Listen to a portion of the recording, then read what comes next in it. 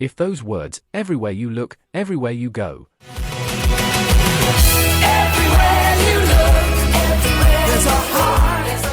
just played in your head with the full orchestra, you know exactly what we're covering today. Full House ran for 8 seasons on ABC, produced 192 episodes, and launched careers of people still household names 30 years later.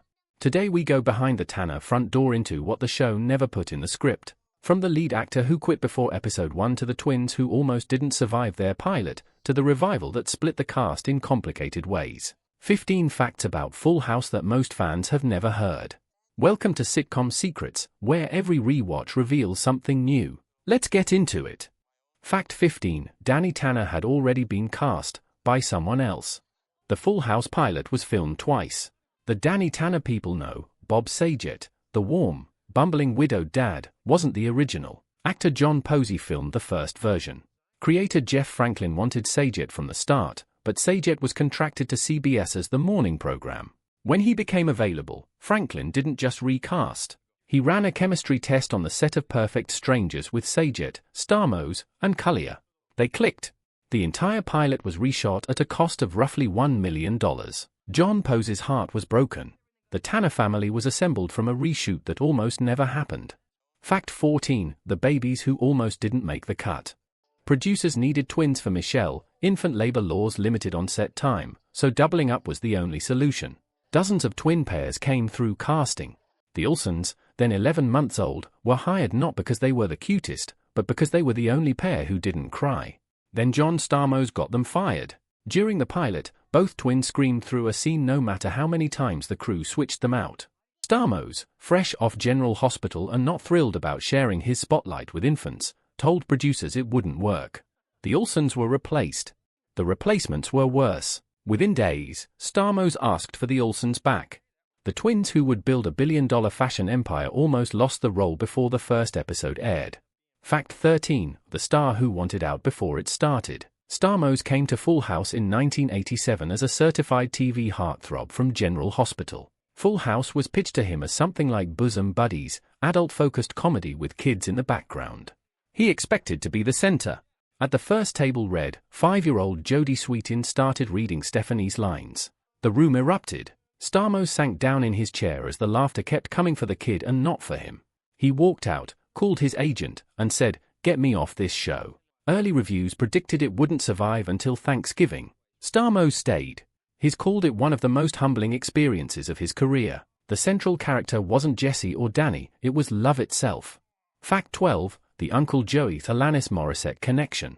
Dave Collier dated Alanis Morissette in the early 1990s when she was around 19. After their breakup, Morissette wrote You Ought to Know, one of the most visceral breakup songs in pop history. Collier is widely accepted as its subject. Collier has confirmed this in interviews, handling it with good humor. The timing is ironic, the song dropped the same year Full House ended. While the show wrapped its 8th season of wholesome family television, one of its stars was immortalized in one of the angriest songs of the decade. Fact 11. The house is real. The neighborhood knows.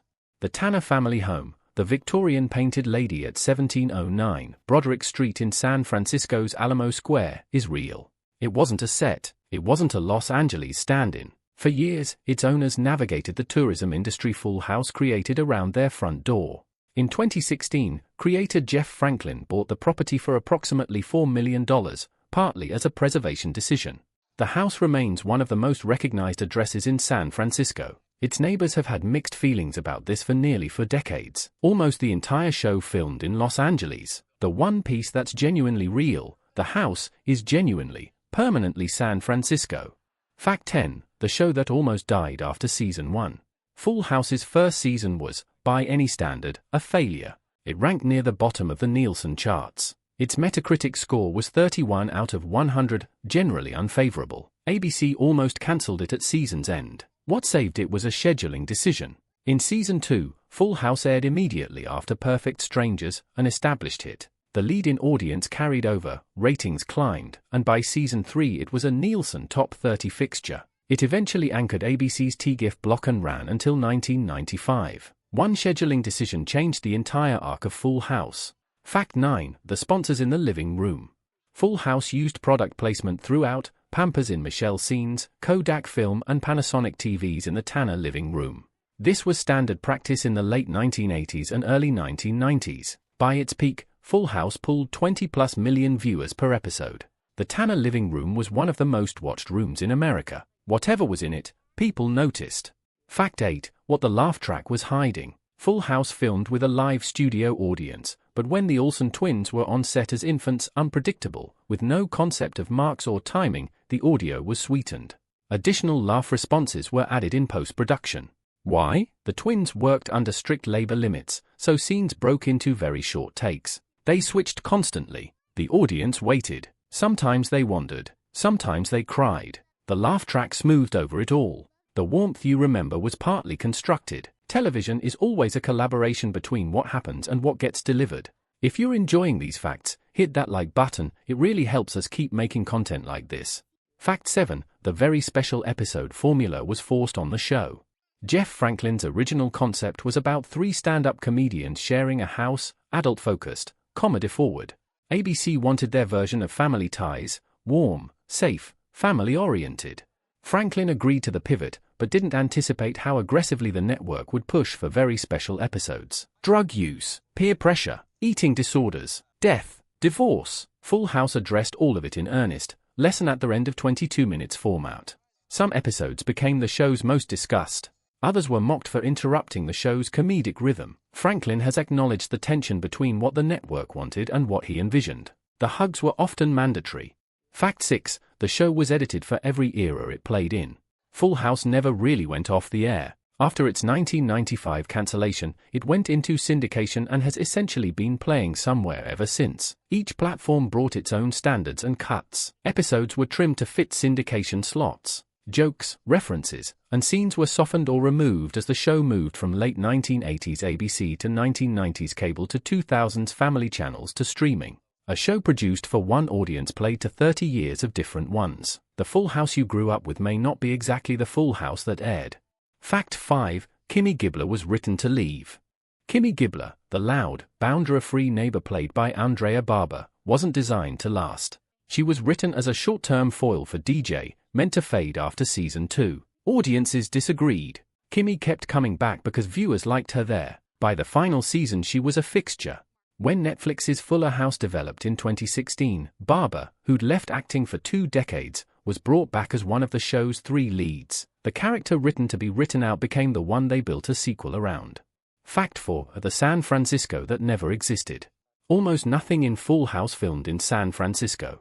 The opening credits used real location footage. One season 8 episode filmed on location. Everything else, every living room, kitchen, school hallway, filmed on studio stages in Los Angeles. The San Francisco of Full House is a specific fiction, overwhelmingly white, socio-economically comfortable, warm-weathered, free of the political tension and housing crisis that defined the real city in the late 1980s and early 1990s. The show borrowed the city's visual identity but constructed something that had little to do with the place it claimed to represent. The most wholesome zip code on American television was a Los Angeles soundstage. Fact 3. The brand was built before the twins could spell brand. While Mary-Kate and Ashley were still appearing on Full House as children, their manager Robert Thorne quietly built the infrastructure for a licensing empire. That Mary-Kate and Ashley's name was trademarked. Videos, dolls, books, and clothing lines were developed. The operation ran before Full House ended in 1995. By the time the show wrapped, Mary-Kate and Ashley were already a brand with a revenue stream. They later transitioned entirely out of acting into fashion, earning multiple CFDA awards. The most consequential business decision of their careers was made by adults on their behalf before they were 10. Fact 2. What happened to the family after the show? When Full House ended in 1995, its cast scattered in unpredictable ways. John Stamos went on to critical praise. Jodie Sweetin battled addiction publicly, entered recovery, and became an advocate. Lori Loughlin, beloved as Aunt Becky, saw her career collapse after the 2019 college admission scandal and served 2 months in federal prison. And Bob Saget, the man who played the warmest character on The Warmest Show, built his post-Full House identity on deliberately dark adult stand-up comedy. He was one of the most respected voices in that world. On January 9, 2022, he died unexpectedly in Orlando, Florida, at 65, from an accidental head injury. The Full House cast remained genuinely close. His death broke something open in all of them. Fact 1. The phone call that never quite happened. And when John Stamos announced Fuller House in early 2015, Mary-Kate and Ashley told Women's Wear Daily they hadn't heard about it. Stamos fired back on Twitter, "I call bullshit." The Fuller story emerged later. Stamos hadn't personally called, the offer went through their agent. He admitted it was a mistake. He eventually got Mary-Kate on the phone directly. She asked him to reach out to Ashley. That second call didn't happen in time. Their reason was simple: they no longer considered themselves actresses. They'd built the Roe and Elizabeth and Janes into globally respected fashion labels and won multiple CFDA awards. Lori Loughlin reportedly told Stamos, "If you won 3 Oscars, would you come back and do this?" Fuller House handled Michelle's absence with an in-show joke: she was busy in New York running a fashion empire.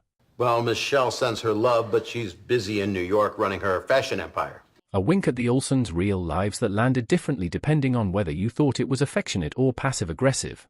After Bob Saget's death in January 2022, Stamos and the Olsen twins were photographed together at the memorial, the first time they'd been publicly together in years. The show ended. The family stayed complicated. Hit subscribe and drop a comment. Tell us which fact surprised you most, or tell us which show you want us to cover next. Until next time, this is Sitcom Secrets, where every rewatch reveals something new.